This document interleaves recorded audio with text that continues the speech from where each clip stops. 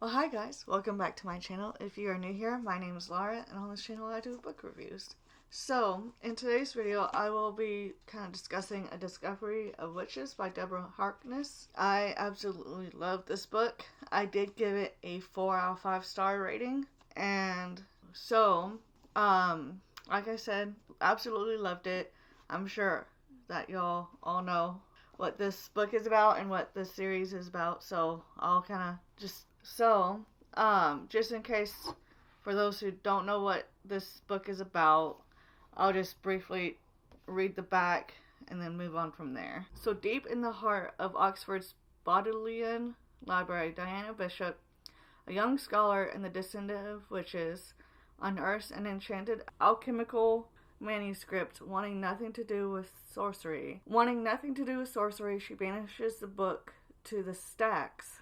But her discovery has set a fantastical underworld stirring, and soon a horde of demons, witches, and other creatures descends upon the library. Among them is an enigmatic Matthew Claremont, a vampire with a keen interest in the book. So that's just a quick synopsis. And I definitely I really thought that the storytelling was really good. That Diana did have throughout this book have anxiety and build up of anxiety and such, and so I thought the way that Harkness kind of wrote her to go for a run or go rowing or doing positive healthy things like that was a really good, I loved that she was writing her to do such positive releasing of the anxiety, which turns out was just the buildup of her magic wanting to get out.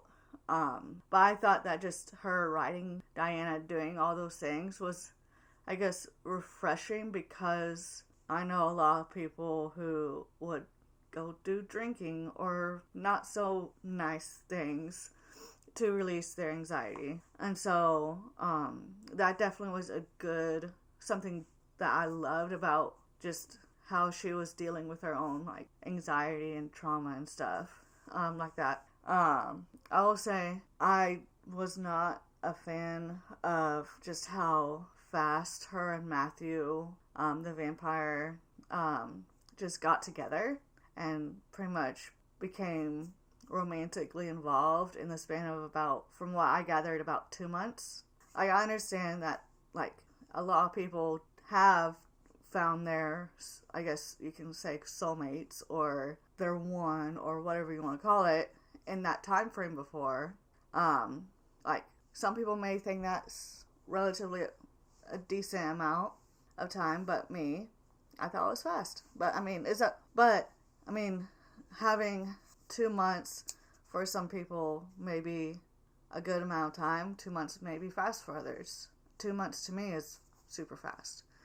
But, that in and of itself was not a deal breaker for me for the book. But I was just that just seemed way too fast for me. But I guess in the span of a book, and that they were having to deal with a lot of things coming at them together, probably helped speed up their trust in each other. And so but anyways, I also think that there were a couple things that could have been, fleshed out more of I liked how I feel like there were there were a couple aspects that I wish was explained more, but at the same time I think what she was explaining, for example, the Knights of Lazarus, I think her kind of explaining how they came about and how they even got their funding when they did begin was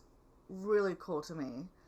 How the Knights Templar, how the whole conspiracy behind why was their treasure never found, why was there literally no trace of them when they just poofed into thin air back in the day.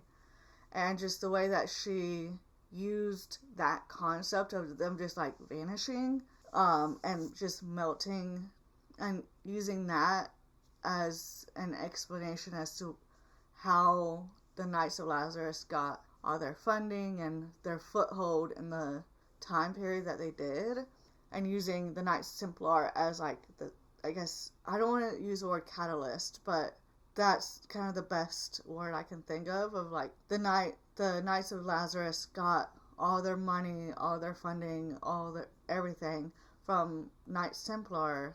Like, okay, that, just the way that Harkness like kind of melted the one into the other, I absolutely loved. I really liked that, and just that made the whole like start of Knights of Lazarus even more like solid. Like their start was like, okay, like that makes sense and like cool. And so that was some of the things that I absolutely loved. I also really liked how like they just, even in the brief moments where like when Diana was with Matthew's mom, or I guess you can say vampire mom, the lady who made him a vampire, like how Matthew's mom hated Diana at first, just purely because she was a witch, and like her history with witches and stuff. And the way she went from not liking Diana to a willing participant of Diana's life.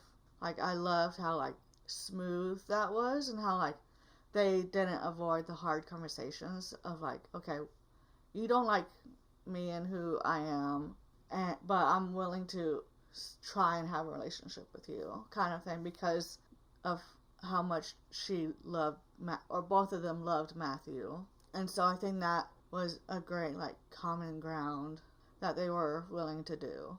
Another thing, I think this is, I guess, like the second thing I didn't really like about the book was some of the explicit bedroom scenes. That's really all I'm gonna say. Like as explicit.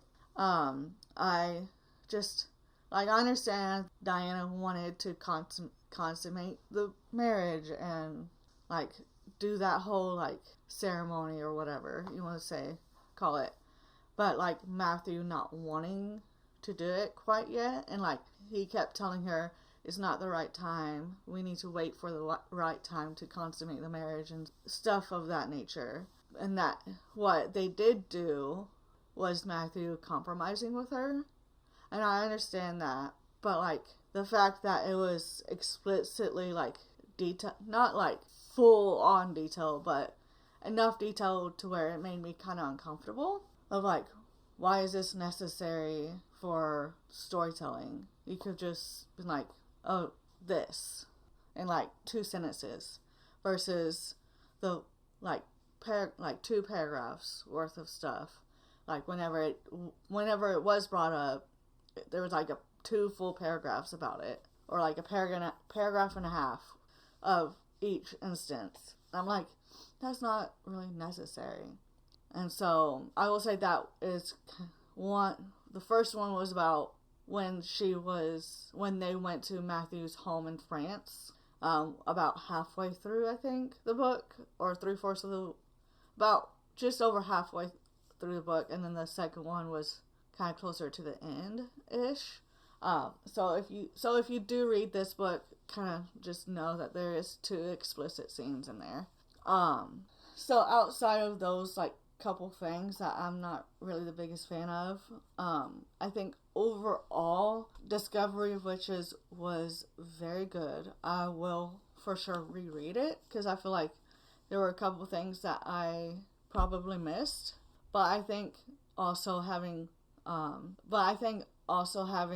seen the first season of the show definitely kind of helped me like understand things in a better like way, because I had gotten that like visual, I guess, explanation, or the visual of each episode and stuff. And so I think having that definitely helped keep a visual image in my mind of like how everything was going on, and that helped me, like, especially during like the really big intense library scenes at the beginning, or the first half of the book, definitely helped me see like, in my mind's eye, like, the way everything played out. Even though they definitely left out a lot in this show.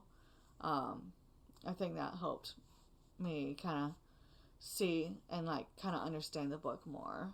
But yeah, that is my review for Discovery, which is by Deborah Harkness. Again, I gave it a 4 out of 5 star. But it is definitely going to be a reread for me at some point. So yeah, I hope y'all guys enjoyed this book review. If you did, don't forget to give this video a thumbs up.